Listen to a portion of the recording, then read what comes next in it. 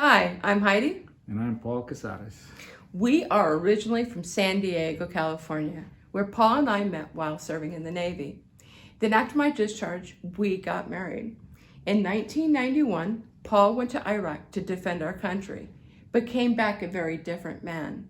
He was drinking very heavily, and shortly after our 9th year of marriage, I asked Paul for a divorce. A short time after that, I was driving to the store and I found a church that had a sign that said "Experience the Fire." I gave Paul an ultimatum to come with me to this church. Now, Paul was a very strict Catholic, and this is where our lives ultimately changed and our journey with Jesus began. Paul's 20-year of addiction to alcohol was wiped clean, and we bore roots in this church. We stayed at this church for over 18 years. We became small group leaders. Paul was the head usher. I was the hospitality leader. However, now we are well in our 50s and 60s. We needed to think about our future retirement plans. We knew that San Diego was just too expensive. So we packed up our lives and got in our car and drove to Georgia. But this led to a new growth period. First, we had to find a new church. Atlanta had a church on every block.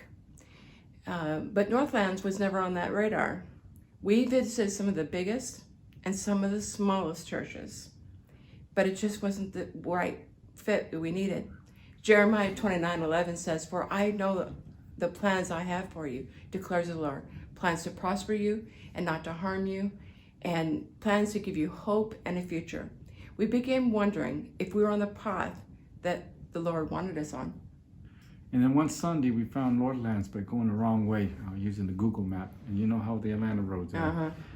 We've been to churches including Northland where people receive prophecy and confirmation in the church, but we've never experienced it ourselves. Matthew 7:7 says, "Ask and it will be given to you. Seek and you will find, and it will be open to you." So we started praying for God to give us some kind of confirmation that we were on the path that He wanted us to be on. The week before Thanksgiving, Pastor Greg allowed for prayer time after his message, and an elder came up to us and started praying for us. And it was as though God was speaking right through her, because she was praying prayers and things that we were praying to God that nobody knew. We hadn't shared with anybody, we hadn't told anybody, including our kids, yet she seemed to know it all.